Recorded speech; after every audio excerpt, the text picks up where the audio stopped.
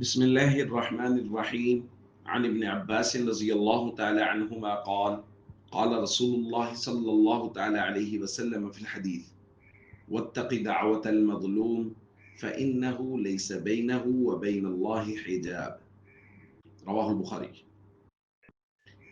نبی کریم صلی اللہ علیہ وسلم نے حضرت معاذ بن جبل رضی اللہ تعالیٰ عنہ کو یمن روانہ کرتے وقت جو نصیحتیں فرمائیں ان میں سے ایک نصیحت یہ ہے: مظلوم کی بد دعا سے ڈرتے رہنا، کیونکہ اس کے اور اللہ کے درمیان میں کوئی حجاب نہیں ہوتا۔ حضرت برا رضی اللہ تعالیٰ عنہ کی روایت جو صحیح بخاری میں ہے، انہوں نے فرمایا: امرنا النبی صلی اللہ علیہ وسلم بسبع ونہانا عن سبع۔ حضور نے ہمیں 7 چیزوں کا حکم دیا اور 7 چیزوں سے منع کیا۔ جن چیزوں کا حکم دیا ان میں سے تھا نصر المظلوم، مظلوم کی مدد کریں گے، یعنی جہاں بھی کوئی آدمی، کوئی خطہ، کوئی خطے کے لوگ، کوئی جماعت وہ مظلوم ہوں گے، ہم ان کی مدد کریں گے۔ ایک مسلمان کی ذمہ داری ہے کہ وہ مظلوم کی مدد کرے اور وہ ہمیشہ مظلوم کی بد دعا سے ڈرتا رہے۔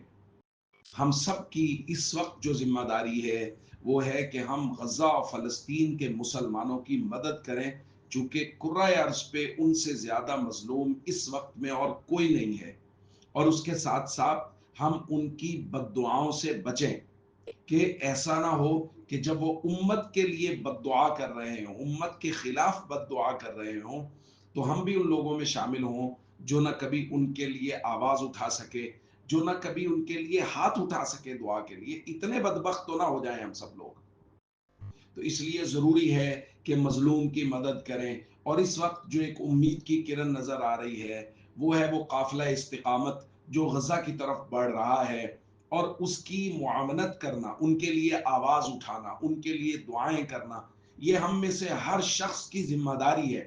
اگر ہم یہ کام بھی نہیں کر رہے کہ ان لوگوں کے لیے اور ان کی معاونت کے لیے جانے والے لوگوں کے لیے دعا کریں، یہ کام بھی اگر ہم نہیں کر سکتے تو پھر ہم سے زیادہ بے حس کوئی نہیں ہے۔ اور پھر اس کا ہم سے سوال ہوگا، ہم سے پوچھا جائے گا کہ جب امت کا ایک بہت بڑا حصہ مظلومیت میں وقت گزار رہا تھا، روزانہ کی بنیاد پہ جنازے اٹھا رہا تھا، بچوں کے چیتڑے اڑائے جا رہے تھے، امت کے لوگوں تم کہاں سوئے ہوئے تھے؟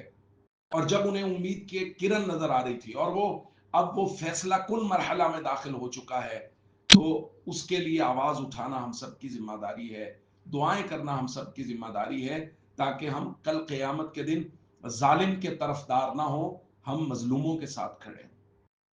السلام علیکم ورحمۃ اللہ وبرکاتہ۔